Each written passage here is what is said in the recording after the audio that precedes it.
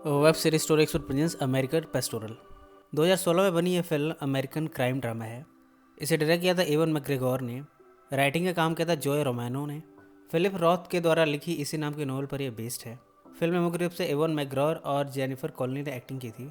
Film बनने के बाद 2016 में टोरंटो फिल्म फेस्टिवल में प्रीमियर की गई थी।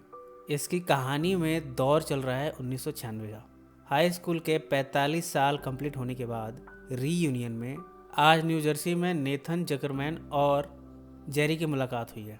दोनों ने आपस में बात करते हुए एक दूसरे के साथ स्कूल की यादें ताज़ा की, कैसे उन्होंने अपने जीवन के पल बिताए, इन सब को डिस्कस किया। बातों बातों में जेरी के बड़े भाई स्वीट का जिक्र हो गया। स्वीट दरअसल अपने टाइम में स्टार एथलीट था। अभी अभी उसकी डेथ हुई है एक बड़ी बीमारी के चलते। इन सब में अब कहानी फ्लैशबैक में गई है। फ्लैशबैक में यंग स्वीट राज़ी करने में लगा है अपने पिता को। उसके पिता लिवॉव ग्लव मेकिंग के बिजनेस में बड़ा नाम रखते हैं। दरअसल स्वीट तो ये चाहता है कि उसके पिता उसके स्कूल टाइम के प्यार डॉन से उसकी शादी करने में मदद करें।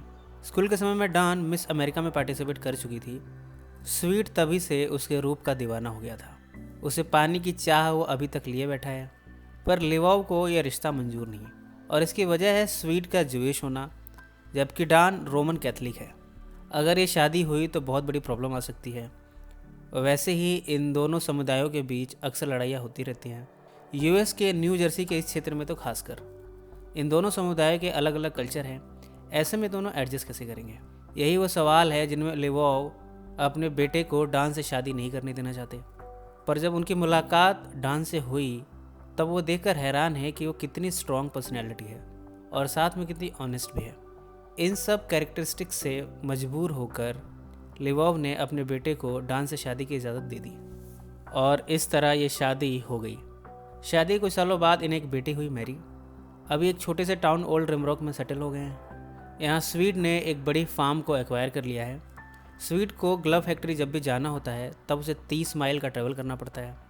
मैरी स्मार्ट है पर उसका बिहेवियर बड़ा अनयूजुअल है। वो और लोगों की तरह बिहेव नहीं करती और इन सब में उसके साथ एक और प्रॉब्लम है।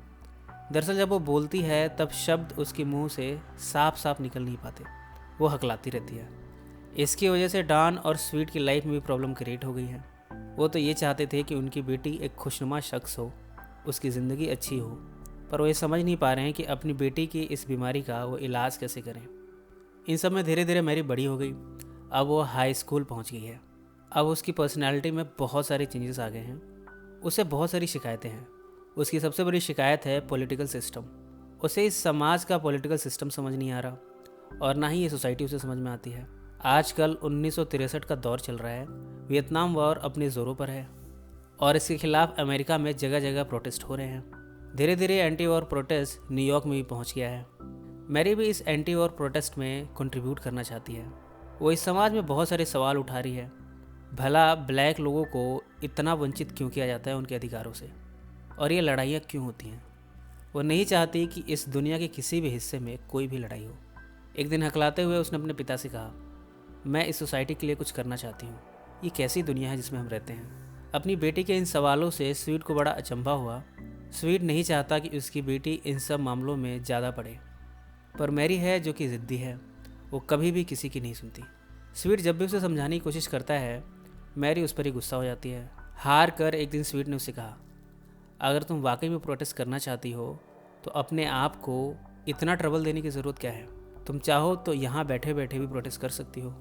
पर स्वीट को नहीं पता कि उनका ये सुझाव कितना खतरनाक मोड़ लाने वाला है इन सब की ज़िंदगी में।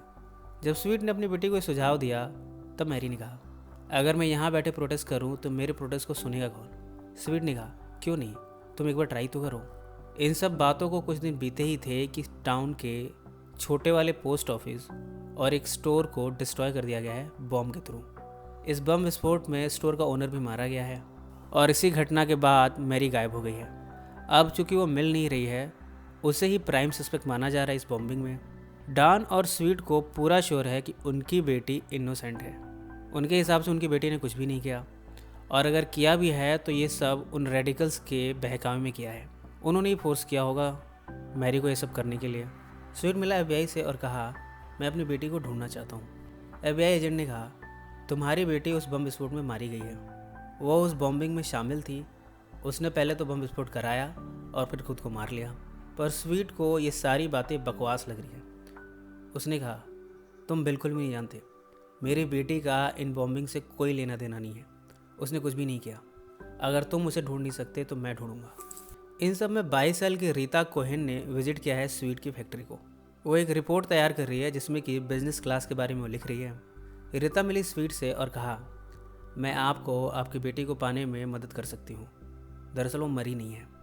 ये सुनते ही स्वीट की जान में जान आ गई। अब उन्हें पूरा भरोसा है कि उनकी मेहनत रंग लाएगी और वो अपनी बेटी को ज़रूर ढूंढ लेंगे। इसके बाद उन्होंने रीता से कहा, अब मुझे आगे क्या करना होगा। रीता ने कहा, आप मेरे बताए हुए होटल में पहुंचना और मेरे रूम में $10,000 कैश लेकर आना। आपको आपकी बेटी के बारे में सारी इन्फॉर्मेशन मिल जाएगी। स्वीट ने ऐसा ही किया। वो पैसे लिए पहुंचा होटल के उस कमरे में जहां रीता थी। यहाँ पर रीता ने स्वीट को सिड्यूस करने की कोशिश की। स्वीट ने कहा, प्लीज़ मुझे और ट्रबल में मत डालो, मुझे कुछ नहीं चाहिए, मुझे सिर्फ अपनी बेटी चाहिए। पर रीता थी जो बार बार उसे सिड्यूस करने की कोशिश किए जा रही थी।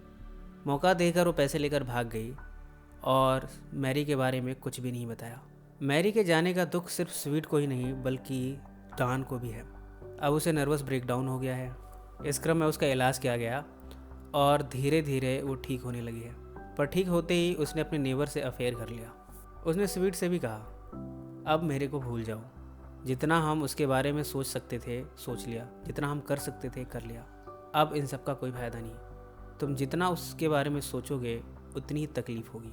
अब हमें एक नई ज़िंदगी शुरू करनी चाहिए और इन सब से मूव ऑन करना चाहिए। अब धीरे धीरे 1970 आ चुका है।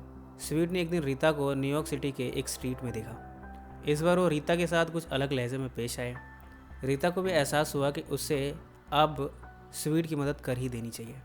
इस तरह स्वीट को लेकर वो वहाँ पहुँची जहाँ पर मैरी रहती है और इस तरह एक बाप इतने सालों बाद अपनी बेटी से मिला है। पर अब सब कुछ बदल चुका है। मैरी अब वो मैरी नहीं रही जो पहले थी। स्वीट ने देखा कि मैरी बात करते हुए बिल्कुल भी हकला नहीं रही, वो बिल्कुल नॉर्मल बात कर रही है। स्वीट ने सब कुछ जानना चाहा उसके बारे में। इस पर मैरी ने अपने बारे में बताना शुरू किया। उन दिनों जब मैं प्रोटेस्ट की बातें करती थी तब मैं कुछ रेडिकल्स के संपर्क में थी। मैंने 3 बॉम्ब्स को प्लांट करने में अपने ग्रुप की मदद की और मेरी वजह से 4 लोग मारे गए। इसके बाद मुझे अंडरग्राउंड कर दिया गया। वहाँ मेरे सारे सामान को लूट लिया गया और साथ ही मेरा कई बार बलात्कार हुआ। इसके बाद मुझे सोसाइटी से बेदखल कर दिया गया क्योंकि मैंने बहुत सारे क्राइम किए थे। इस क्रम में इंडिया के रिलीजन जैनिज़्म के संपर्क में आई। यहाँ मैंने जैनिज़्म के एक्सट्रीम प्रैक्टिस एस्केटिज़म को प्रैक्टिस करना शुरू किया और इस तरह मेरी फिजिकल बॉडी की क्वाइटनेस और सिंपल लाइफस्टाइल ने, जिसे कि मैंने जैनिज़्म के थ्रू फॉलो करना शुरू किया था, उसने मेरे हकलाने को बंद कर दिया और अब मैं नॉर्मली बोल पाती हूँ। मैरी की ये सारी कहानी सुनकर स्वीट को बड़ा बुरा लगा है। वो बहुत इमोशनल हुआ। उसकी बेटी के साथ बलात्कार हुआ और वो अपने घर में मज़े से था। इस ख्याल में वो अपने आप को गिल्टी पा रहा है। उसने कहा, अब मैं तुम्हें यहाँ बिल्कुल भी नहीं रहने दूंगा। तुम अभी मेरे साथ चलो, बाकी सब कुछ मैं संभाल लूँगा। पर अब मैरी इन सब से बहुत आगे निकल चुकी है। उसने कहा, अब मेरी कोई डिज़ायर नहीं है। अब मैं घर नहीं आना चाहती और अब मैं वहाँ आके करूँगी भी क्या। अगर आप मुझे वाकई में अपनी बेटी मानते हैं तो मुझे यहीं रहने दीजिए। अब मैं सांसारिक नहीं रही। इन सब में साल दर साल गुजरते जा रहे हैं। अक्सर स्वीट अपनी बेटी को मनाने आता है इस उम्मीद में कि किसी दिन तो मैरी को समझा बुझा कर यहाँ से ले जाएगा। जब मैरी यहाँ पर इतने कष्ट उठा रही है तो भला वो अपने आप को लग्जरी लाइफस्टाइल कैसे दे सकता है। साल दर साल वो बूढ़ा होता जा रहा है पर वो अक्सर इस बिल्डिंग के आगे आकर खड़ा हो जाता है। उसने अभी तक हिम्मत नहीं हारी है पर मैरी कभी भी उसके पास नहीं आई। कहानी अब प्रेजेंट में आ चुकी है। स्वीट का फ्यूनरल चल रहा है। नेथन को पूरी कहानी स्वीट के छोटे भाई जेरी ने बता दी है। ये सब सुनकर उसकी आंखें भर आई हैं। वो कहता है, जब हमें ये रियलाइज़ होता है कि हमारे समाज में बहुत सी बुराइयां हैं तब हम वाकई में ज़िंदा होते हैं। सभी ने जब स्वीट को अंतिम विदाई दे दी तब हमें एक मिडिल एज लड़की आते हुए दिखी। ये और कोई नहीं बल्कि मैरी है जो अपने पिता को अंतिम बार विदाई देने आई है। उसने किसी से नहीं बताया कि वो कौन है। चुपके से वो अपने अंकल जेरी के पास से गुजरी और फिर अपनी माँ के पास से। इसके बाद वो अपने पिता के कब्र पर पहुंची। इसी नोट पर यह फिल्म समाप्त हो जाती है। ये कहानी बहुत से बिंदुओं पर फोकस करती है। इस कहानी ने अमेरिका में वियतनाम प्रोटेस्ट के हालात को दर्शाया है और साथ ही एक लड़की जो अनेक यातनाओं से गुजरी उसे दर्शाया है। और बाद में वो लड़की बैरागी हो गई। ये कहानी आपको कैसी लगी कमेंट्स में ज़रूर मेंशन करें। सो फ्रेंड्स, फिर मिलेंगे ज़िंदगी के किसी नए मोड़ पर।